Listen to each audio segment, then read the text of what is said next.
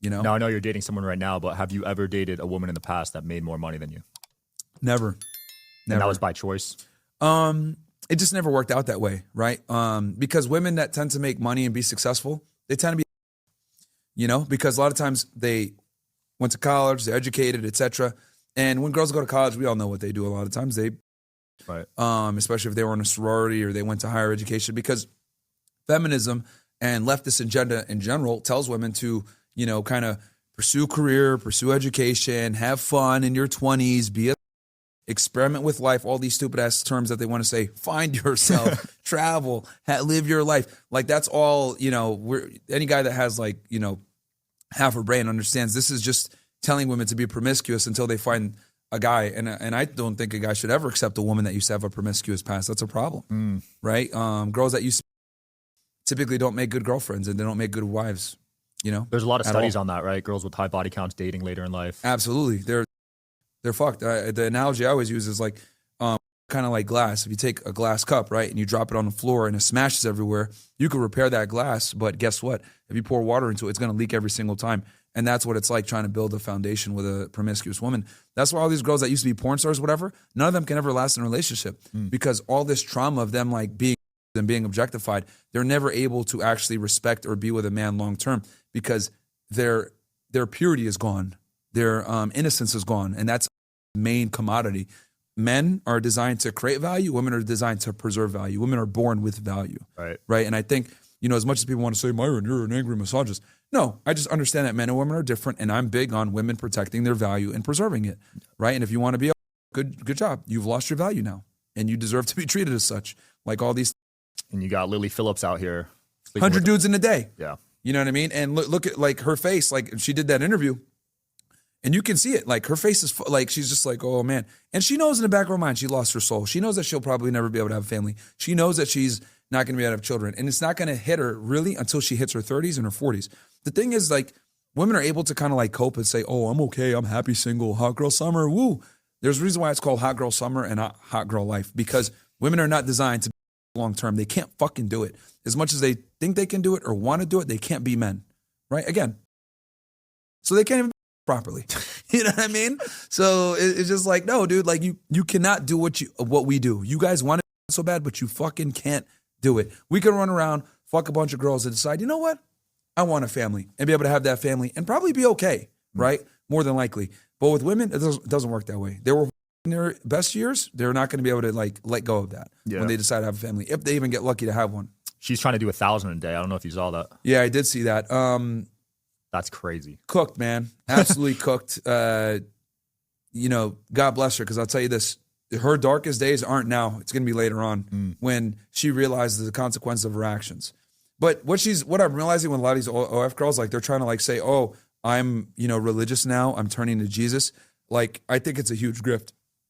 I don't believe a lot of them are genuine about them trying to find God. Like one of these girls, Nala, whatever, she was like trying to argue with like, was that the red hair girl on the whatever show? Yeah. Yeah, I saw she was trying to argue with Andrew Wilson about like, I forget exactly what it was, but they were arguing something. And obviously Andrew's like a devout Orthodox Christian, knows the Bible in and out.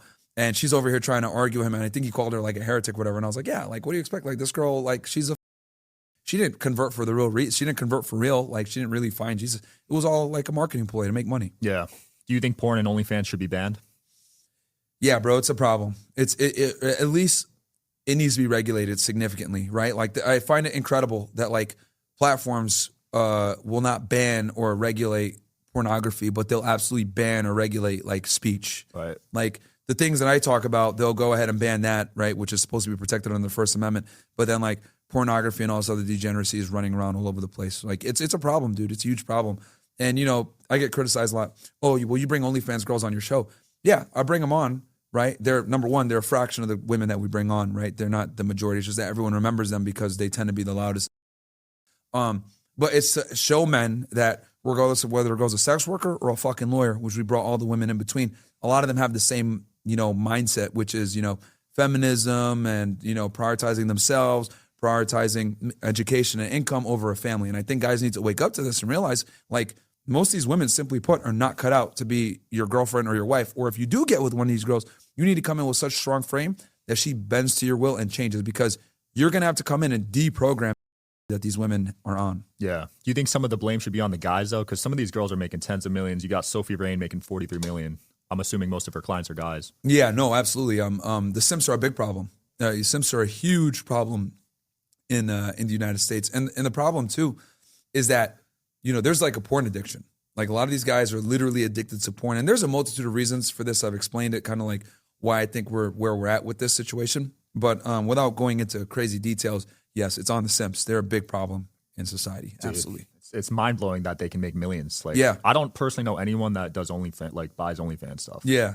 But the thing is, a lot of guys do it secretly. That's crazy. And a lot of guys could watch my show just to like subscribe to the girls OnlyFans. Like there's a lot of simps, man. Like a lot of these guys, cause here's the thing, right? We'll do our regular show, right? Where we teach guys how to make money, be attractive, geopolitics, whatever, right?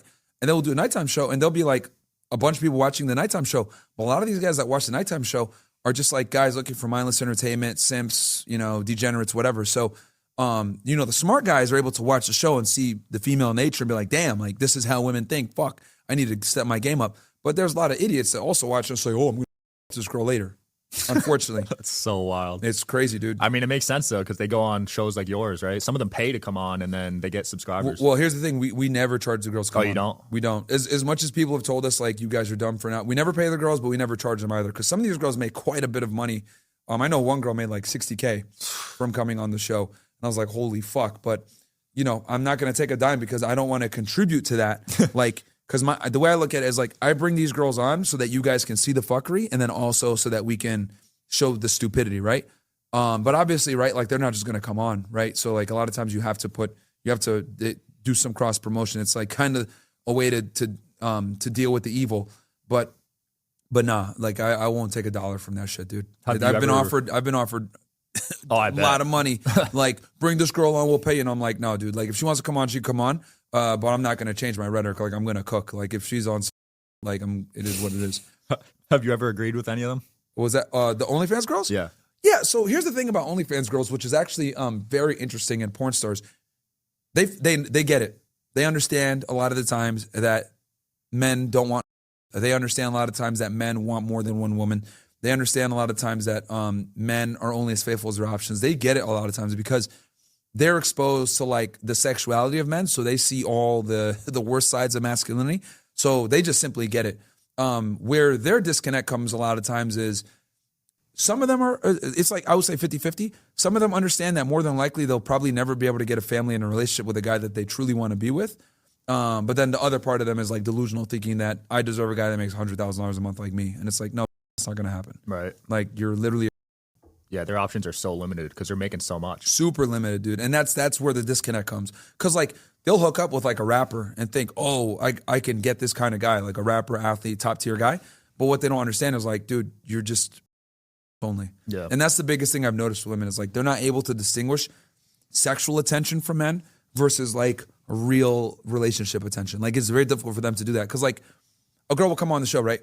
And she'll be annoying as fuck. And I'll be like, you're going to have a hard time finding a guy. Like, not really. Look at my DMs. I have all these guys. And I'm like, you stupid. These guys just want to sleep with you, dude. You're literally insufferable. Like, and I've had to tell them this, and they still think like, well, I still have all these options. And that's what fucks them up. They have all these options. They think that they're viable. They're not. They just want to fuck you, man. They just want sex. Yeah. Damn. But it's they don't catch on to it until they're like in their 30s. I don't realize. My phrase is, women don't mature until they start buying their own drinks at the bar. That's what I've realized. That's a good quote. Yeah. They really don't fucking get it until they're buying their own fucking drinks. Because at that point, that's when they realize that their sexual market value is perishable. And they realize, holy shit, like I actually have to bring something to the table.